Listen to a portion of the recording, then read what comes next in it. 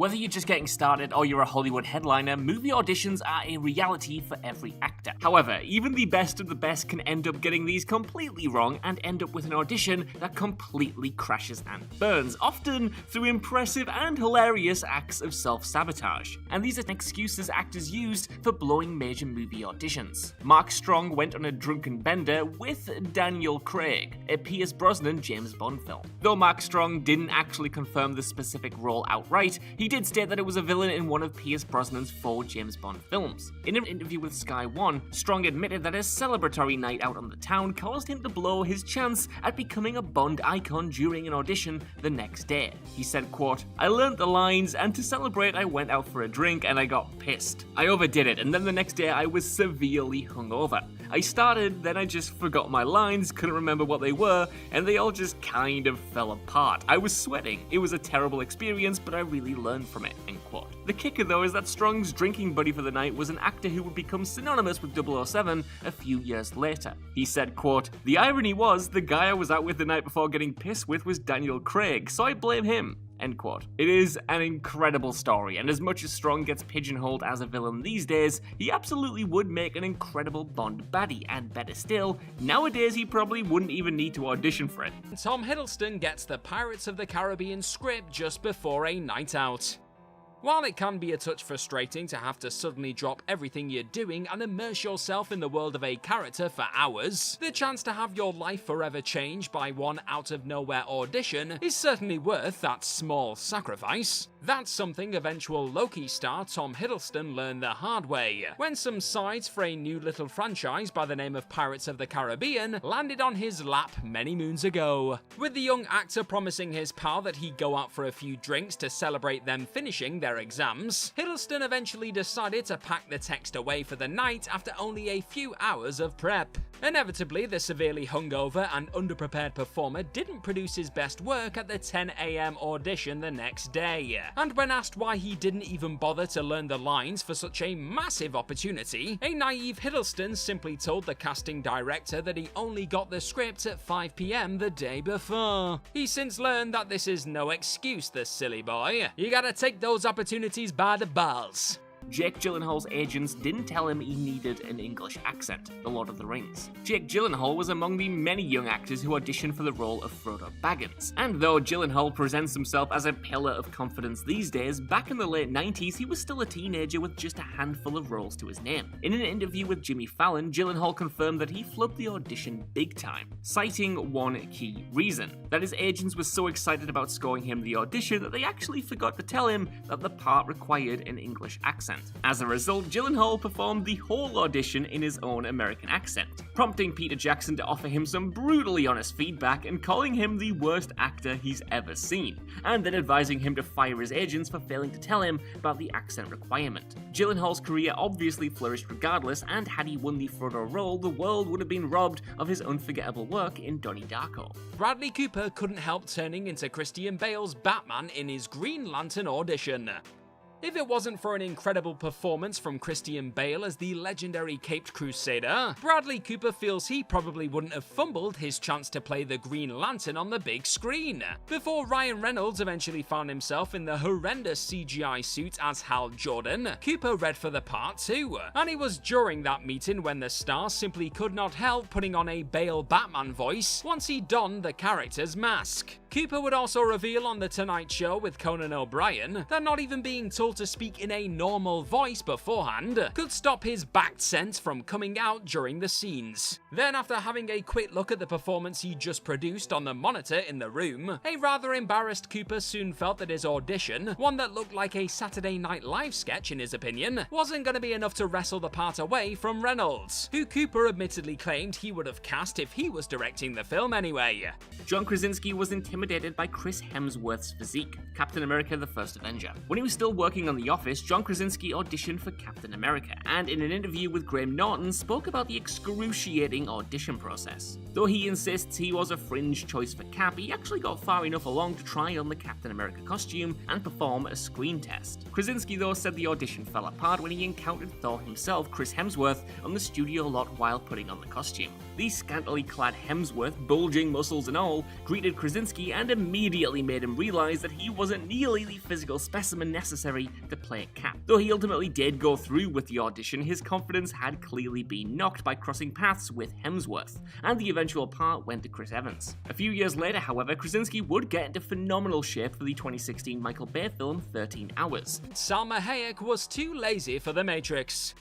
According to Salma Hayek herself, there was just one thing getting in the way of her and a part in the iconic first Matrix movie. She was lazy. Yep, we can all relate. As the Desperado star would explain during an appearance on the Red Table Talk Show, after jumping through many hoops in the audition process, the various ladies competing to appear in the Wachowskis' flick as Trinity were put through a physical test. This consisted of a bunch of stunt coordinators from Asia coming in and putting the women through their paces. However, despite noting how she was certainly flexible and agile, Hayek felt that her inability to run around the room once without gasping for air was the main reason she didn't end up scoring a role in the franchise. George Clooney went full method by getting drunk, Bram Stoker's Dracula. Clooney has stated in an interview that he was supposed to play a drunk guy in Dracula, but it isn't quite clear whether he's referring to a nondescript bit part or if he was in fact auditioning for Dracula himself, as went so fittingly to Gary Oldman and simply had to play drunk for the audition. Whatever the part though, Clooney ballsed up the audition in a major way by deciding to go full method. He said, quote, "I got really drunk to do it because I thought that was the best way to do it," end quote. Sadly, Francis Ford Coppola didn't much care for this approach, and post-audition, the legendary filmmaker even contacted Clooney's agent to inform them that he showed up to the audition wasted. Of course, fame came well and truly a-knocking for Clooney a few years later though, when he won the role of ER's dreamy Dr. Doug Ross. And Jamie Campbell Bower's dirty joke didn't help him land the Harry Potter part. Jamie Campbell Bower was actually one of the many hopeful youngsters who tried out for the role of the boy who lived. And after being told to prepare a little joke for his meeting with director Chris Columbus, this confident lad felt he had just the gag to secure one of the hottest parts in the business. Bower recalled to the Happy Sad Confused podcast how he had heard a particularly filthy joke about why a fairy sits on top of a Christmas tree, with that cheeky joke focusing on the fact, the plant was stuck up the thing's bottom. Sure enough, when it came time to deliver his rude fairy story, this potential Harry Potter was met with complete and utter silence. And in this future young Gellert Grindelwald's opinion, it was that crude one-liner that royally effed up his chances of putting on the legendary spectacles. Robert Pattinson tried and failed to pretend he was American. Transformers: Revenge of the Fallen. Shortly before his career exploded with the role of vampire Edward Cullen in the Twilight movies, Robert Pattinson tried out for this small supporting role in the second Transformers film as Sam Witwicky's roommate Leo, and claims himself to have given an audition so bad it nearly cost him his agent. In an interview with MTV News, Pattinson explained that he spent the audition pretending that he was an American actor despite the casting team being well aware that he was in fact English. He said, quote, "I thought I was being funny. I was saying I was from somewhere in America because I always kept thinking that if you say you're English, then they judge your American accent. But they knew I was English, so they were listening to my backstory about being from Denver, and they were like, what is this guy on?" End quote. It all worked out for the best though. Twilight made Pattinson an overnight megastar and rich enough to start pursuing quote-unquote worthier acting projects in its wake. Marc Maron had no idea what was going on and didn't want the part in his Avatar audition. When talking on that podcast again, Happy Sad Confused, about his surreal experience meeting with the legendary director for a part in the then upcoming follow-ups to the Pandora smash hit Avatar, Glow star Marc Maron openly noted how the entire thing was ridiculous, and he wasn't exactly excited about the idea of moving to New Zealand for a few years to shoot. Said audition saw Maron being handed a top-secret script and being asked to read for the part of Dr. Ian Garvin. Only instead of your typical sit sit-down read-through, Maron ended up being thrown into a free zone, as he called it, with a bunch of other folks flying around him, and reading in parts as he attempted to imagine being on a boat on camera. Needless to say, Maron admitted to having no sense of character and no idea what was happening. Unsurprisingly, the absolutely perplexed Maron didn't quite do enough to convince Cameron he was the man for the job. And while it would have no doubt been tough to turn down the Avatar director if he did unexpectedly offer him the chance to dive into this epic franchise, Maron was somewhat relieved when he received a box of cigars after the Terminator and Aliens filmmaker opted not to cast him. Tim Curry claims that he was too terrifying. Who framed Roger Rabbit? Tim Curry, who had terrified audiences a few years earlier as the Lord of Darkness in Ridley Scott's Legend, though hadn't yet played Pennywise in the It miniseries, was in the mix to play Judge Doom, though he claims that the producers ultimately found his audition too terrifying for its own good. Now, Who Framed Roger Rabbit walks on a tonal razor's edge as it is, in trying to appeal to both adult fans of film noir and young fans of animation, and evidently the filmmakers felt that Curry's innate creepiness was just a little bit too much. Considering how skin-crawling Christopher Lloyd's performance is, though, one can only imagine what Curry must have brought to the table. Eddie Redmayne's ridiculous, scary voices ruin his chances of being in Star Wars. When he found himself in the middle of an audition for the role of Kylo Ren in Star Wars Episode 7 The Force Awakens flick, eventual Oscar winner Eddie Redmayne told the Happy Sad Confused podcast, yep, they really do get all the scoops, that he opted to dramatically alter his voice for the part. But instead of blowing away those in the room with his sinister sounding performance, this British sensation's many different embarrassing Darth Vader voices eventually resulted in casting director Nina Gold asking him, "You got anything else?" He did not. And it was in that moment that Redmayne likely realised his ill-advised decision to put on a ridiculous baddie voice probably just cost him one of the biggest parts out there. Aaron Paul's audition was ruined by J.J. Abrams' trolling, Cloverfield. The specific role in question here has never been confirmed, but it is almost certainly either protagonist Rob or comic relief supporting character Hood. Having previously had a small part in J.J. Abrams' Mission Impossible 3, the director invited Aaron Paul to audition for Cloverfield, which Abrams was a producer on. But Abrams ended up throwing Paul off his game big time with a feat of possibly inadvertent trolling. That's because while shooting Mission Impossible 3, Paul learned that Abrams had a fondness for magic tricks, and when Paul mentioned this to him, the director convinced him to try and perform a card trick in front of the entire cast, including Tom Cruise. When it came time to audition for Cloverfield though, he asked ahead of time whether Abrams would be there, and was told that he wouldn't be attending. But lo and behold, JJ indeed did turn up and caused Paul to tank the whole thing. As told on Variety's Actors on Actors, he said, quote, "I walk in and JJ's there. He brings up the magic trick story and I lose my train of thought. I have 3 pages of a monologue that I memorized, and that was my audition, and he has to tell me the story about the card trick, and now I'm super awkward." He's like, "Now get started," and I start doing this monologue and I completely lose my train of thought, and I stop and I apologize to JJ, and he's like, "That's okay, thanks for coming in," and I'm like, "See ya," and I walked out. It was awful. End quote. Aubrey Plaza went full method as the killer in Scream.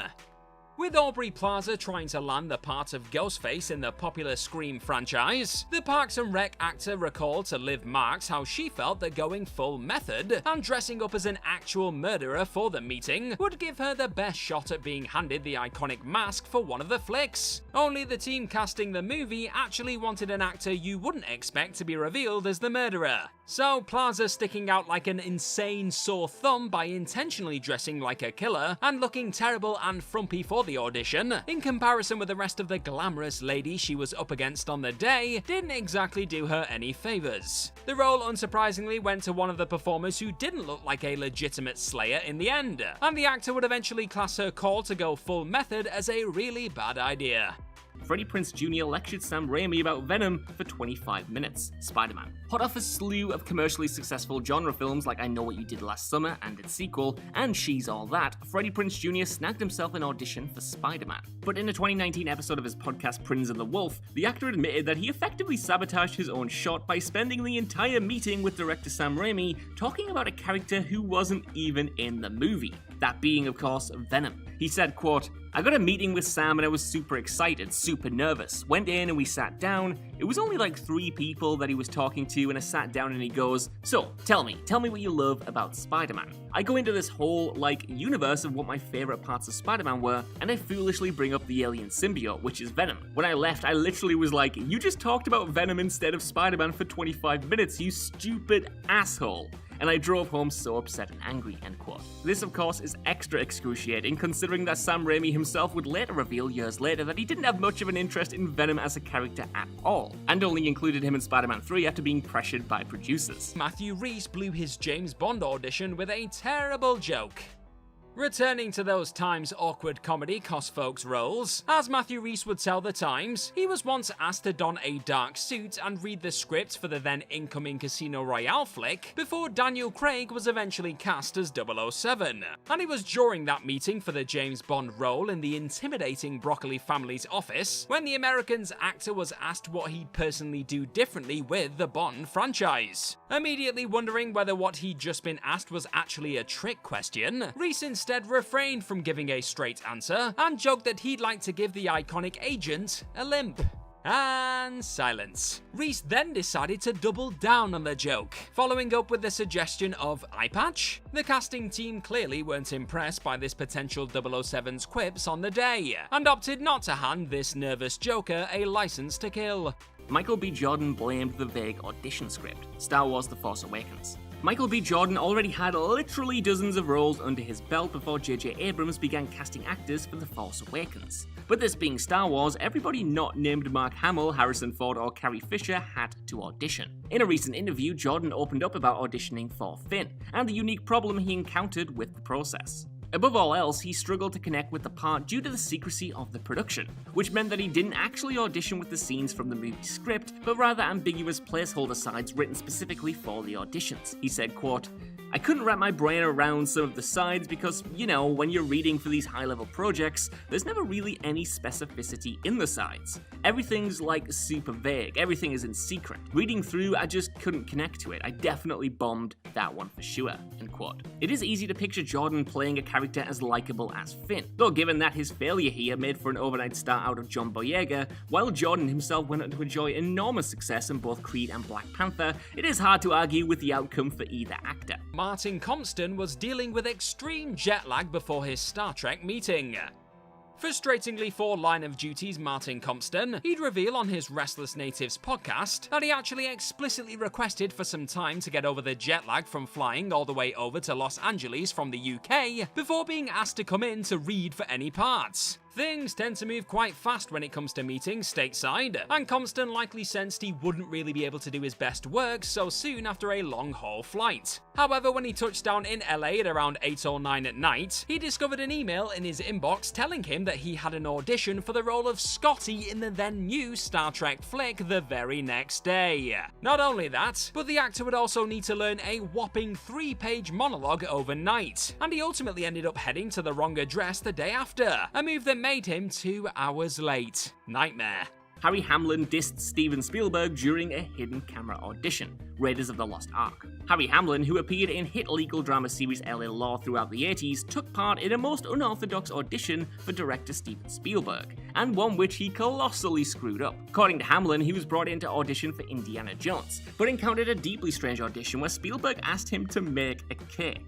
When I got there, Steven came down. He said, "Harry, I'm so sorry, but George Lucas's plane is going to be late. He's flying down from San Francisco and it's going to be at least 45 minutes until he gets here," end quote. The filmmaker then asked him and an actress trying for Marion to bake a chocolate cake using the production's office kitchen, without instructions no less, before Spielberg exited the room and left the pair to figure it out for 40 minutes. Hamlin evidently didn't realize that this peculiar task was part of the audition itself, or that he was actually being secretly recorded by Spielberg and Lucas. And so Hamlin freely sounded off on the director in a way that he believes cost him the job. He explained, quote, "During that time, because Amy Irving, who Spielberg later married, had been a good friend of mine, I was talking about how Amy was calling her friend group in LA and saying that this director guy, was stalking her in New York, and how she was kind of getting annoyed because this guy, Steven Spielberg, was showing up at the stage door every night with flowers.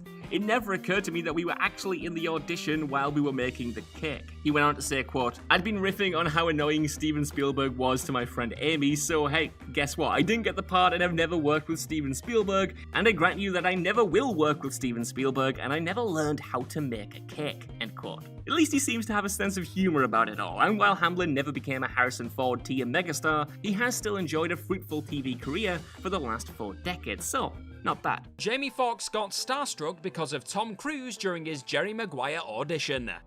A few years before the pair would produce big screen magic together in Michael Mann's Collateral, Jamie Foxx came face to face with the movie legend that is Tom Cruise in a Jerry Maguire audition. And things didn't exactly go smoothly for the future Oscar winner. On top of attempting to show off to the Top Gun star by boasting about how many houses he had, Foxx soon found himself getting a little starstruck. Then, after Cruise decided to take a dramatic pause in the middle of the scene, his anxious scene partner assumed he lost where he was in the script, and foolishly tried to help him before being awkwardly told it was an intentional choice, Jamie. Simply put, Foxx never really recovered from the overwhelming feeling of meeting the big-name actor for the first time, and blames his truly terrible Jerry Maguire audition for the role of Rod Tidwell on the fact he just could not keep his cool.